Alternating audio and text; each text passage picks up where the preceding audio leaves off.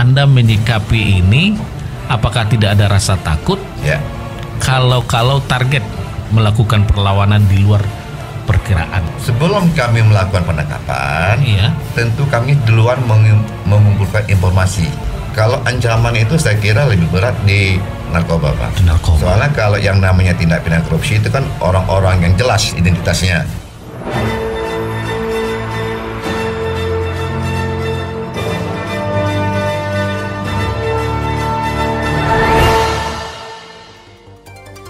...102,6 FM Sastrasi Suara. Satu kata penuh makna pasti selalu di hati. Terima kasih Anda masih tetap bersama kami di Ruang Paslah, program talkshow cerdas dan inspiratif. Kali ini kita kedatangan tamu, yaitu Kepala BNNK, Kepala Badan Narkotika Kabupaten Natal, yaitu Bapak AKBP Ramlan, yang diberi wewenang dan tugas bagaimana meredam peredaran narkoba di Mandailing Natal. Ini kita bahas dan kita ulik perjalanan fungsi-fungsi dari seorang kepala BNN atau BNN itu sendiri. Dari penyidik di Direktorat Reserse Kriminal, Ya. saya dapat itu, Ya. Bapak lama di situ ya. Ya. Menjadi kriminal khusus ya, menjadi kepala BNN. Berarti Ya. tugas ini berkaitan terus ya. Ya. Dari penyidik, nah begitu dekat dengan kasus-kasus yang butuh penanganan khusus. Yeah. Gitu, Pak. Kalau boleh tahu, apa kasus yang paling menyita pikiran seorang AKBP, Bapak sendiri misalnya, kasus yang paling menyita pikiran itu sebelum diangkat menjadi kepala BNN di sini, Pak? Sebelumnya saya di Direktorat Kriminal Khusus Polda Sumatera Utara Sebagai penyidik? sebagai penyidik di Tipikor. Di Tipikor. Tindak pidana khusus, tindak pidana korupsi. Ya, yang menjadi kenangan sama saya dalam hal pengungkapan kasus Bupati Palas. Kasus Bupati Palas. Iya. Itu korupsi, Pak ya? Korupsi waktu itu. Boleh sedikit saja itu kasusnya? Karena sampai beliau tuntas. waktu itu setelah ditetapkan sebagai tersangka melalui mekanisme gelar, jadi beliau itu melarikan diri ke Jawa, ke Jakarta. Bapak kejar terus? Jadi mendeteksi beliau itu terpaksa pakai IT, ya. Kemudian banyak hambatan Jakarta karena beliau punya famili orang besar, jadi banyak hambatan gitu ya. Terakhir dapatnya di suatu panti di Kabupaten Batubara. Dan itu yang paling menyita waktu yang panjang sekali, ya itu. Tapi alhamdulillah dapat dituntaskan. Selesai, Pak, sampai vonis. Ya. Itu kriminal khusus. Ya. Hanya Tipikor. Kalau yang lain gitu, Pak? Saya memang tugasnya hanya di kriminal khusus, hanya di Tipikor, Pak. Lama di situ, Pak? Lama sekali, Pak. Cukup lama. Sedikit cerita, Pak, kriminal khusus di Tipikor. Ya. Kalau Mandailing Natal ada nggak kasusnya, Pak? Dalam hal pengelolaan keuangan daerah, Iya. Pasti kemungkinan besar apakah ada penyimpangan secara administrasi ataukah memang ada unsur kesengajaan, Pak? Unsur kesengajaan memperkaya atau? Iya. Jadi di situ kan dalam hukum ini ada namanya culpa dan dolus. Culpa ini unsur kelalaian dia. Unsur kelalaian. Pelanggarannya administrasi atau hanya kelalaian sebagai pemegang kekuasaan? Nanti dilihat. Kemudian ada lagi dolus. Dolus ini unsur kesengajaan. Memang sejak awal dia menginginkan perbuatan ini nih. Iya. Nah, apakah dolus atau culpa, terjadilah suatu tindak pidana. Iya. Nanti hakim bisa melihat dalam hal penjatuhan. Kalau dia lalai, maka tidak sama ancamannya kalau itu dolus. Jadi kami penyidik membuktikan perbuatan melawan hukum tadi terjadi karena apa? Ya. Apakah karena dia lalai, karena jabatannya kurang kontrol sehingga terjadi kerugian negara, atau memang kerugian negara itu yang dia kendaki sejak awal? Diambil. Sejak awal dia kendaki gitu. Iya, dikehendaki. Ya. Itu niatnya gitu, Pak. Niat. Nah, ini lebih apa niat? Niatnya. Ya. Dan itu banyak kasus itu Bapak menangani itu dulu? Banyak. Sekali. Dalam hukum itu dikenal ada actus reus dan mens rea-nya. Ya. Kalau mens rea-nya dalam pembuktian penyidik bisa kita buktikan, maka perbuatan tersebut dikatakan dolus. Dikehendaki sejak awal. Sudah ketahuan bahwa Sudah ketahuan dari bukti-bukti awal gitu ya. Nah, saya kembali ke tadi Pak, ke Mandeling Natal yang ditangani pernah nggak? Yang ditangani? Kalau narkoba selama saya di Mandeling Natal, nggak di apa dulu Pak? Semasa di kriminal khusus di Tipikor itu? Oh ya, ada beberapa dulu kita periksa, tapi itu masih dalam tahap lidik. Tahap lidik itu untuk kita membuat terang apakah perkara ini patut nggak ditingkatkan ke sidik. Sidik gitu ya. Jadi ketika kita lidik, kita gelar hasilnya. Ketika tidak memenuhi unsur untuk ditingkatkan penyidikan, maka dihentikan penyelidikan. Ada di sini, ada beberapa dinas dulu. Itu Dan SP3 itu? Iya, SP3 Pak. Apa itu namanya? SP2HP. SP2HP. Kalau di tingkat penyelidikan, ketika kurang cukup untuk dinaikkan ke penyidik, namanya SP2HP. Ya. Tapi kalau di tingkat penyidikan, ketika perkara tidak terbukti, terpenuhi, makanya SP3, surat pemberitahuan penghentian penyidikan. Ya. Berarti tergolong Mandeling Natal bagus ya Pak? Pada waktu itu Pak, itu Mandeling Natal saya pernah nangani 2017 terakhir. 2017 terakhir. Dan orang-orang saya lihat sekarang sudah nggak kelihatan lagi. Udah pensiun? Mungkin nggak pernah jumpa di sini Pak. Satu pun nggak ketemu semenjak tugas lagi di sini. Iya, ketemu lagi Pak. Nggak ada kenangan dong berarti Pak? Gimana Pak? Nggak punya kenangan waktu itu, waktu di Polda, lalu jumpa di sini. Kebetulan nggak pernah jumpa nih Pak. Nggak pernah jumpa. BNN dengan beberapa dinas terkait kan sering juga koordinasi. Iya, sering koordinasi. BNN dengan pihak pemerintah. Iya. Dan saya lihat teman-teman lama itu nggak pernah ketemu. Nggak pernah ketemu, mungkin sudah pensiun dan banyak pensiun saya dengar. Berarti ada peremajaan di pejabat mungkin sini, di Pemda pergantian ya. Oke. Nah kita ke BNN. BNN ini kan berurusan dengan pengedar Pak, pemakai atau kurir gitu ya. Kurir narkoba yang pelakunya dapat dijerat dengan hukuman berat gitu. Ini artinya tidak tertutup kemungkinan akan melakukan perlawanan agar tidak ditahan. Nah bagaimana Anda menyikapi ini? Apakah tidak ada rasa takut kalau target melakukan perlawanan di luar perkiraan atau ancaman pressure apa yang dialami gitu? Makasih Pak. Kami baru 2 hari yang lalu mengungkap peredaran ganja 300 kilo siap edar. 300 kilo siap edar yang akan dibawa ke Lampung dan Jawa Timur. Jadi kami sudah menangkap 3 orang tersangka. Sebelum kami melakukan penangkapan, tentu kami duluan mengumpulkan informasi. Ketika informasi kami dapatkan, baru kami petakan kekuatan yang akan kita tangkap ini bagaimana. Sehingga akan kami imbangi dengan personil dan peralatan apa yang akan kami gunakan untuk menangkap tadi. Itu baru 2 hari yang lalu di Ladu Pak, pas depan kantor tambangan. Itu dicegat itu atau memang sudah kami sudah intip, intip ya. Saya bilang pemetaan tadi, kami sudah tahu berapa orang mereka dan apa saja kira-kira senjata yang akan mereka gunakan ketika akan kami tangkap. Itu kami sudah petakan pikiran, sehingga kami sudah persiapkan apa yang akan kami bawa. Ancaman lain apa yang pernah dialami yang berkaitan dengan tugas Bapak sebagai kepala BNN atau yang berkaitan dengan pemberantasan narkoba ini? Kalau ancaman itu saya kira lebih berat di narkoba Pak. Soalnya kalau yang namanya tindak pidana korupsi itu kan orang-orang yang jelas identitasnya, jelas jabatannya. Elit gitu Pak. Ya.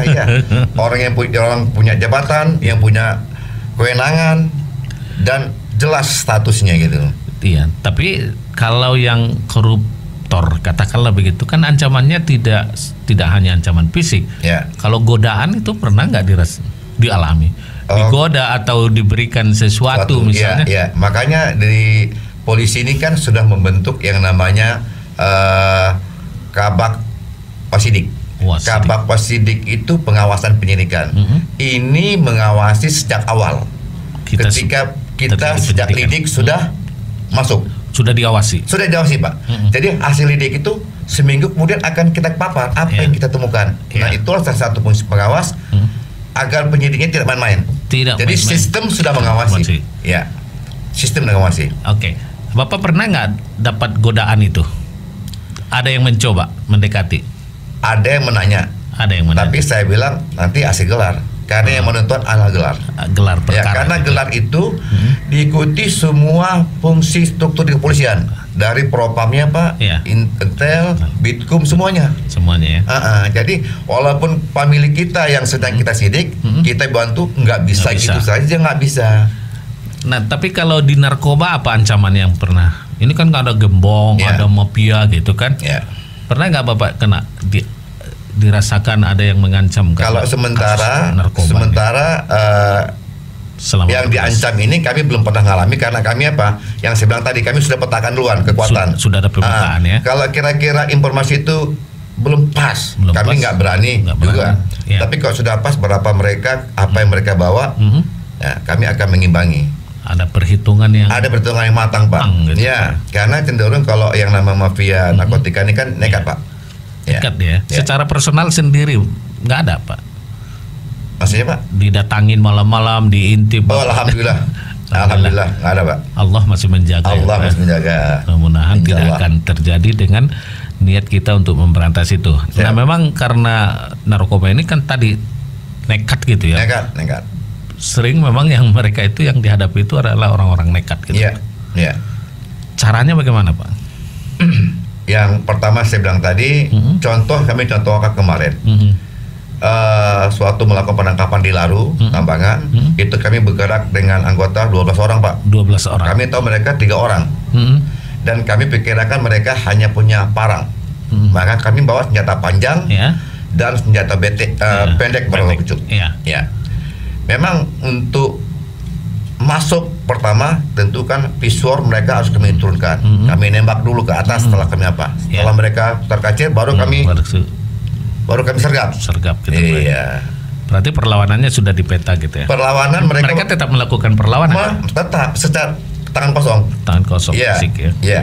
Mereka waktu ditangkap mereka berantem dengan anggota saya Pak. Oke. Itu memang yang dilakukan itu ya.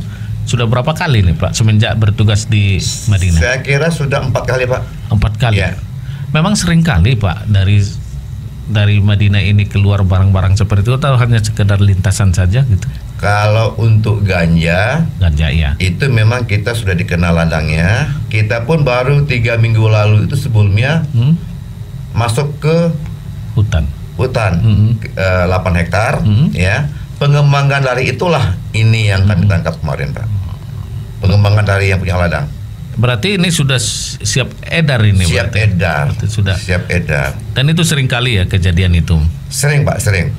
Belum lagi kalau peredarannya yang tidak sebegitu banyak misalnya yang seperti itu kan yang main di Mandailing Natal ini saja banyak nggak tuh Pak? Yang sudah diedarkan ya. Jadi di sini Pak di Mandailing Natal 2 bulan yang lalu kami nangkap sabu Pak. Sabu. Jadi saya kira di Mandailing Natal ini bukan hanya ganja saja yang hasil dari alamnya, tapi ada narkotik jenis luar yang masuk sabu. Kita nangkap 29 gram kemarin. Udah sampai begitu Mandailing Natal ini Pak? Sudah Pak, sudah. Saya kira memang kita wajib sama-sama bagaimana mencegahnya nih Pak. Nah ini kita ke kebun lagi dulu Pak. Di BNN ini kan BNN sering terjun langsung ke kebun ganja Pak, yang ada di kawasan Penyambungan Timur. Itu kan boleh dikatakan kawasan yang rawan gitu. Nah sebelum di sana apa yang dilakukan, pendekatan yang dilakukan sehingga tidak pernah terdengar bentrok dengan tersangka atau masyarakat lokal gitu. Padahal daerah itu konon sangat angker bagi masyarakat umum. Pendekatan seperti apa yang dilakukan? Makasih, itu pikir yang paling penting itu Pak, Bapak tanyakan tadi.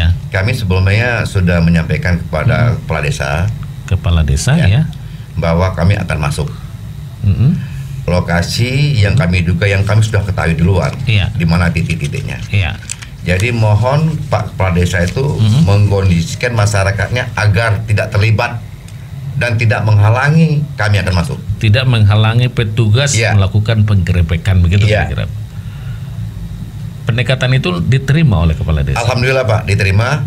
Alhamdulillah, dan kita pun dengan masyarakat pun sudah agak dekat. Kita berikan bantuan ke musola, keramik untuk masjid, untuk apa, sehingga ada empati mereka kepada kita.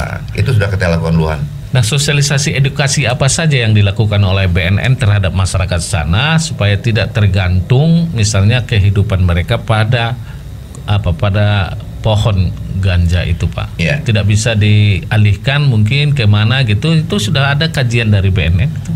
Sudah, Pak. Jadi kami sudah sampaikan kepada masyarakat setempat. Iya. Ya, kiranya mungkin kalau masyarakat sini bercocok tanam dengan tanaman yang legal, kami akan berikan bantuan. Kalau legal. Kami ada yang namanya Dayatip ya, Pak. Dayatip itu memberikan bibit-bibit tumbuhan. Iya. Contoh cabai.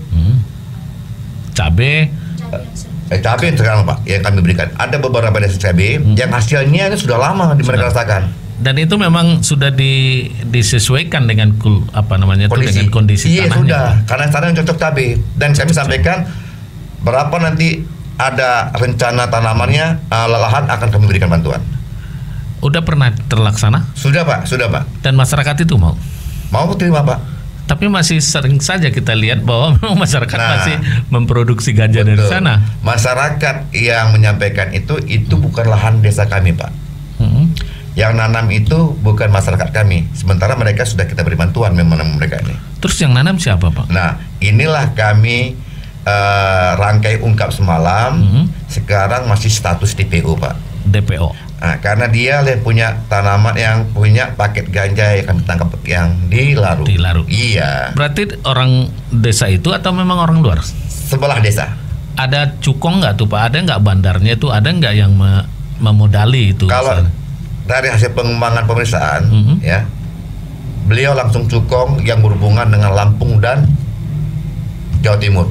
Sekaligus pemodal dari itunya. Dari ya. Inilah sekarang status DPO. Kita nggak usah bilang siapa dia, tetapi di sebelah desa di mana lokasi ganja itu berada. Itu memang target ya, Pak. Target. Sekarang kita pun sudah di backup dari provinsi dan sekarang pun masih di sini untuk mencari DPO tadi, Pak. Oke, Pak. Itu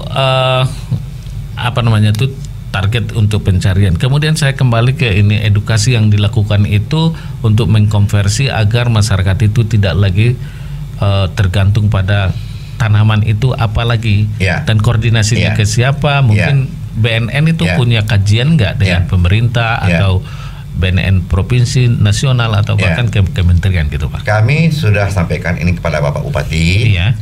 Bapak Bupati pun sudah menyampaikan ini akan menyampaikan ke pusat tentang pengalihan hak hutan ke hutan sosial sehingga masyarakat bisa menggunakannya. Punya legalitas. Iya. Itu kemarin laporan kami kepada Bupati sudah mengusulkan 1.000 hektar tuh, Pak. 1.000 hektar. Iya. Apa yang mau ditanam? Kalau menurut beliau Bupati yang disampaikan itu kopi, Pak. Kopi ya. Itu semua dibantu total para masyarakat itu gitu, Pak. Rencana Pak daerah begitu, Pak.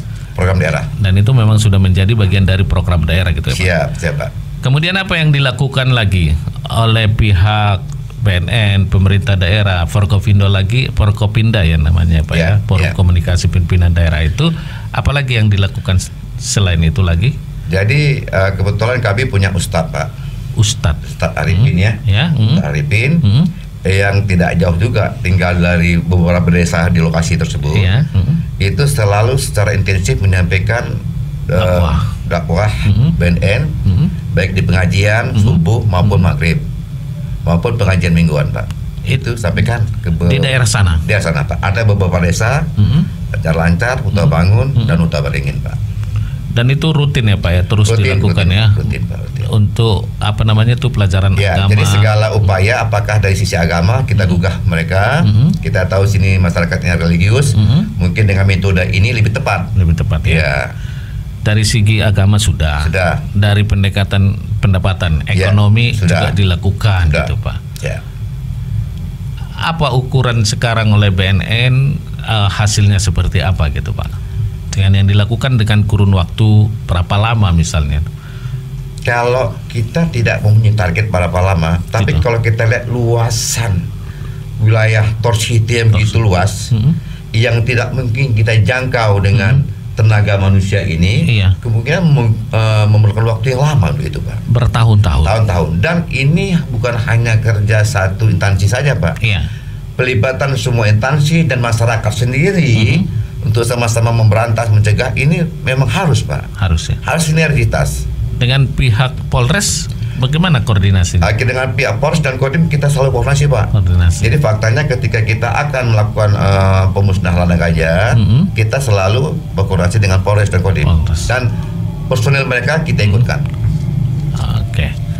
Makasih Pak. Nah, sahabat Istat FM, Kabupaten Mandailing Natal dikenal sebagai daerah penghasil ganja nomor 2 untuk Indonesia.